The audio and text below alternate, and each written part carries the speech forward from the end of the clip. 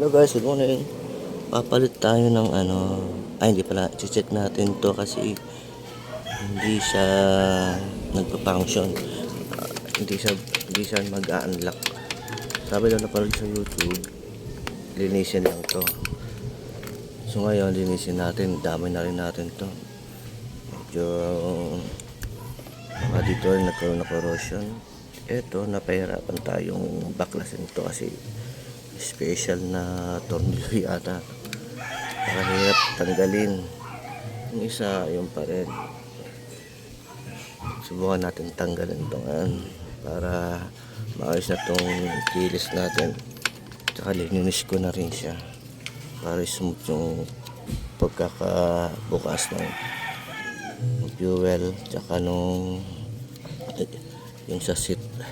Nilagyan ko na sinalangis para smooth. Ito, try natin itong buksan kasi special din yung kanyang ginamit ko. Mahirap baklasin ito. So, hindi na natin ito baklasin. Para na kung kaya mamaya. Tapos linisan natin to. Spray natin ng anti-corrosion. Tapos mamaya na lang. So, balik tayo mamaya.